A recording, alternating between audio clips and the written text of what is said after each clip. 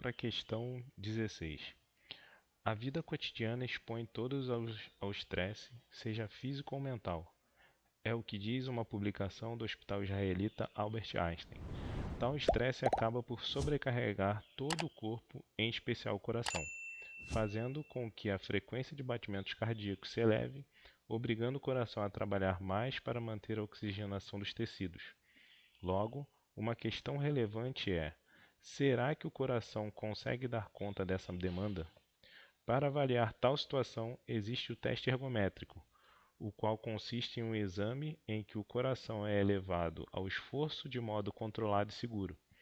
Uma forma de fazer o teste ergométrico é realizar uma corrida monitorada em uma esteira. O monitoramento ocorre a partir de eletrodos conectados ao paciente que realiza uma corrida com intensidade variável na esteira. A variação do esforço pode se dar a partir do aumento da velocidade da corrida e também da inclinação da esteira. A figura a seguir mostra, de forma simplificada, um instante de um teste ergométrico, em que o paciente corre em uma esteira inclinada de 30 graus aqui, com a horizontal sem escorregar. Tá? Considerando que as únicas forças que atuam sobre o paciente são o seu peso, sua normal e a força de atrito, assinale a alternativa que descreve corretamente a interação de atrito entre calçado do paciente e a esteira. Dados do problema: cosseno de 30, raiz de 3 sobre 2 e seno de 30, meio. Daí as alternativas aqui, ele pede se o atrito é cinético ou estático e pede qual é o valor, então, mínimo do coeficiente de atrito, né?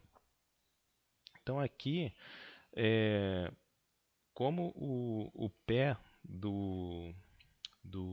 da pessoa não escorrega na esteira, então, como mostra aqui, né, sem escorregar, então o atrito, né, vai ser estático nesse caso.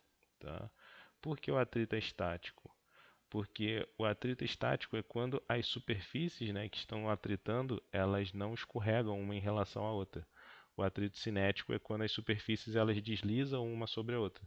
Como o pé dele não desliza, né, quando ele toca o chão, o pé ele não desliza em relação à esteira, então isso configura o atrito estático e não cinético. Se deslizasse, né, se ele estivesse numa superfície de gelo, por exemplo, e deslizando ali, o atrito do pé dele com a superfície de gelo nesse deslizar seria um atrito cinético. Tá? Aqui no caso é um atrito estático. Então a gente ficaria com C, D e E. Só que a gente precisa descobrir qual é o coeficiente de atrito.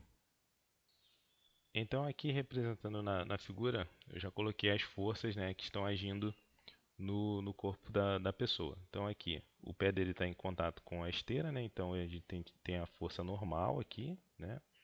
Apontando para cima. O peso dele está aqui, tá? Força peso. E as componentes, né, da força peso, né? A P de X, né, que está aqui no eixo X, né? E a gente tem a P de Y aqui, ó, que está no eixo Y. E temos também aqui a força de atrito, né? A FAT, aqui, que aponta para cima, né? Em relação à esteira aqui. Como o pé dele, a tendência de movimento do pé é para trás, a força de atrito ela vai apontar para frente. Ela é sempre contrária à tendência de movimento. Na maioria dos casos, ela é contrária à tendência de movimento. O pé dele está se movimentando para trás aqui na esteira e a força de atrito está para frente. Então, aqui a gente tem a representação das forças que estão agindo no pé da pessoa. Então aqui, o que a gente pode configurar aqui, ó, que como o pé dele não desliza, né, a gente quer saber o atrito, o coeficiente de atrito mínimo, né? Então, para o pé dele não ir para trás, ou a força de atrito ela é maior do que a P de X aqui, né? Ou ela é no mínimo, né, igual a P de X, né? Se ela for menor que a P de X, o pé dele vai escorregar para trás, né? Então, no mínimo ela tem que ser igual a P de X. Então, a gente tem aqui, ó, que a força de atrito, a FAT, ela é igual ao P de X, tá ok? E como E como o pé dele também não se movimenta na vertical aqui, né? O pé dele nem afunda na esteira e nem flutua, né? Nem vai para cima. Então isso significa que a normal é igual ao P de y também. Então a normal aqui é igual ao P de y, tá? Então a gente tem que, quais são as equações da FAT? A FAT é o μ vezes a normal, o μ que a gente está procurando, e a P de x e a P de y. Bom, elas são as componentes da força-peso, né? Então a P de x ela vai ser peso seno de θ, né? E a P de y vai ser peso vezes o cosseno de θ. Tá? E o cosseno de θ aqui a gente sabe que é 30 graus. Tá certo? Então aqui a gente consegue resolver agora. A gente vai encontrar o coeficiente de atrito. De que maneira? Bom, se a FAT é igual ao P de x, né? Então a FAT é μ vezes a normal, né? A P de x vale quanto? A P de x vale peso vezes o seno de 30, né? E a normal? Então aqui, ó, o μ vezes a normal é igual ao P de y, né? P seno de 30.